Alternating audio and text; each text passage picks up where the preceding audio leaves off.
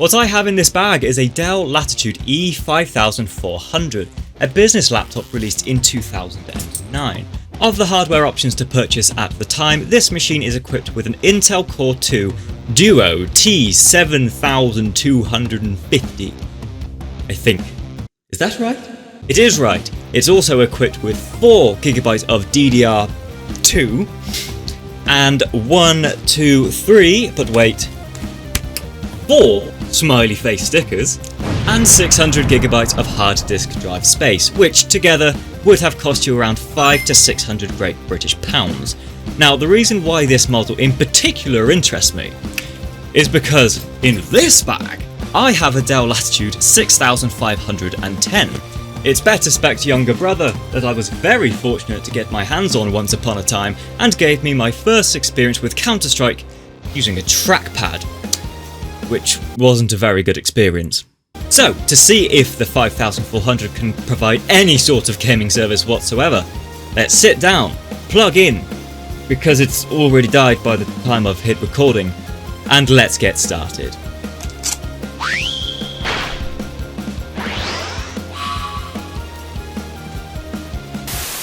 Apologies for interrupting the upbeat music, but I have a confession to make.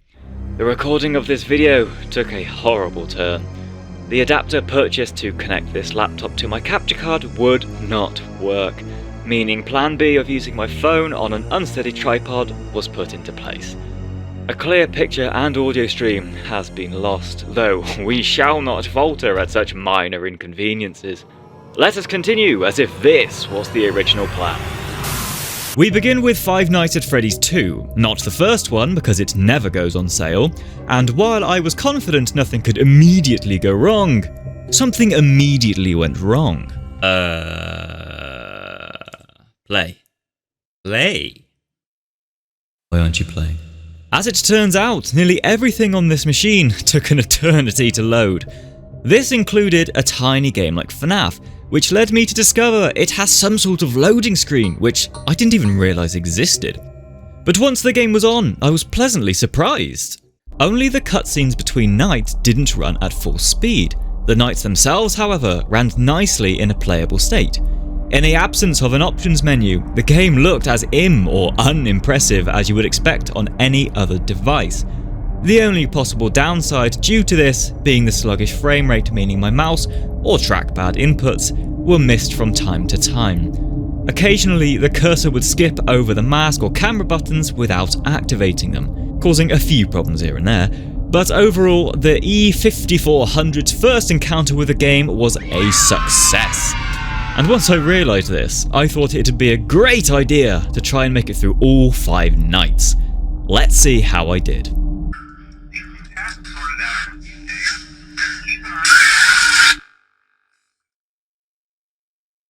That's disappointing. On to the next one.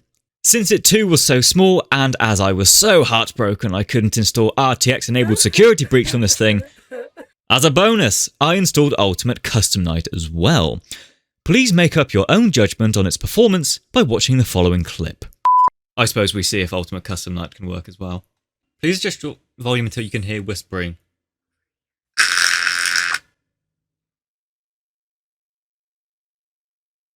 You know, I don't think I even want to bother with this game anymore.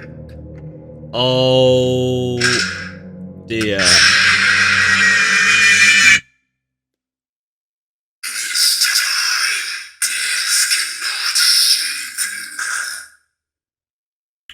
Well, that was Ultimate Custom Night.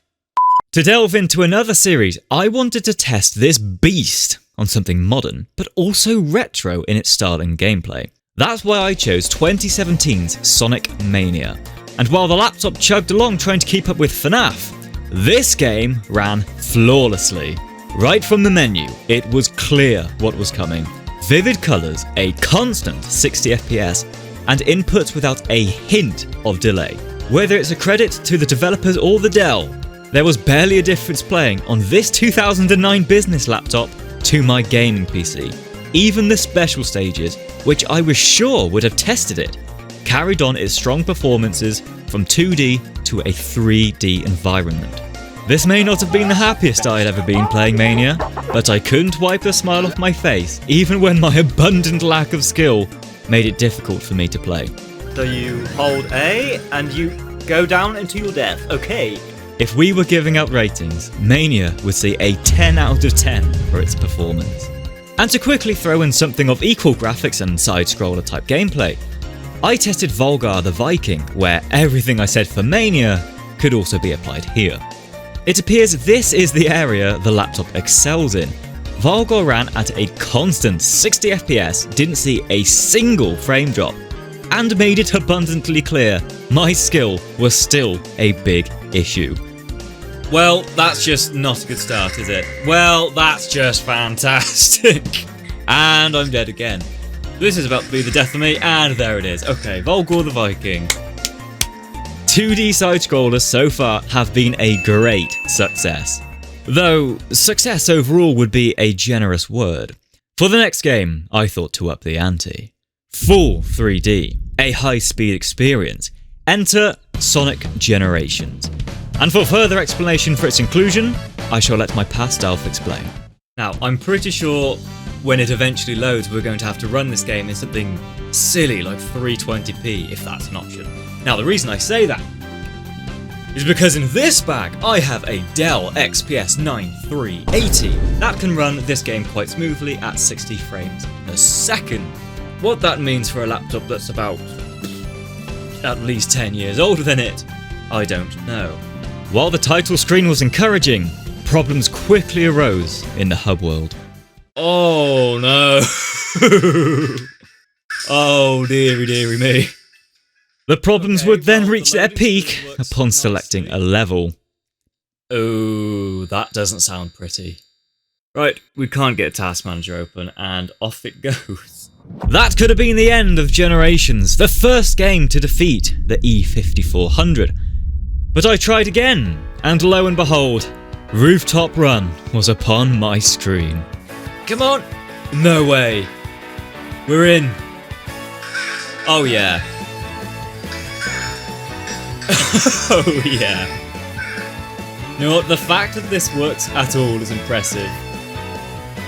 But, my god. So every button I'm pressing, I think is delayed by about half a second, depending on where I am in the map. Maybe with the added lag, I can actually react to where the balls are coming down now. Maybe this is actually going to help me. I guess it is. Yeah. Here we go. Oh, look at these tricks. Wow. So stylish, Sonic. Ow. Oh, 60 frames. Look at this. Yo, and it's gone. Oh, we're going down. So slowly. You know, I'm not even going to try drifting. There we go. Okay, well this bit's not... this bit might be quite bad. Okay.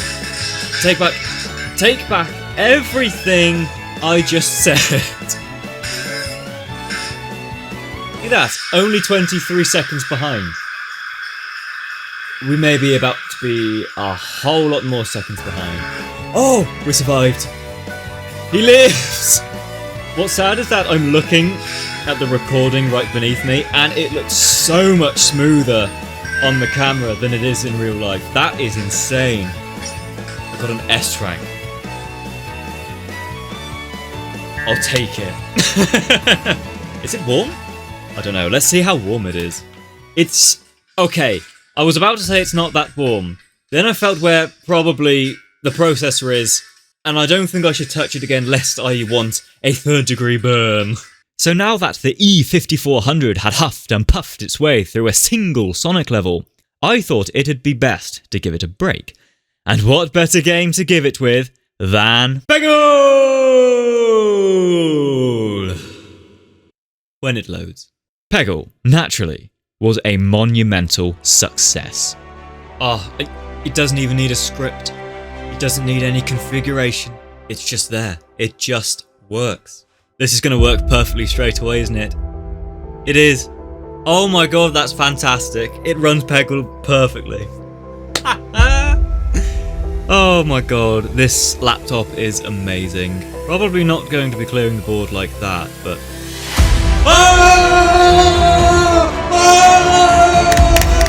Yeah! Pure magnificent gameplay. Whoa!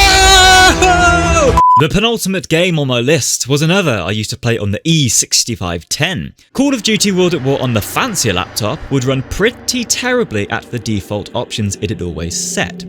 So it was of no surprise that when I banged every setting to its lowest possible value, the performance wasn't as smooth as ideally possible. Here we go. Ooh, controller, no, we're not controlling. Okay, looks like we are using the trackpad. Oh, good. If a lower resolution would make it even better. 640 by 480. Perfect. Look at this. Oh my god, this is actually playable. What? Wow.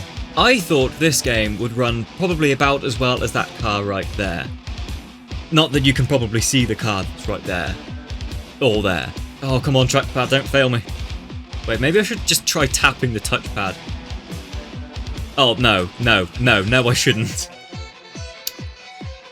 Sure. Yeah, let's see what the grenade launcher does. That's a great idea. Dude! Please! Shoot! Okay, maybe the grenade launcher doesn't work. Now we're struggling.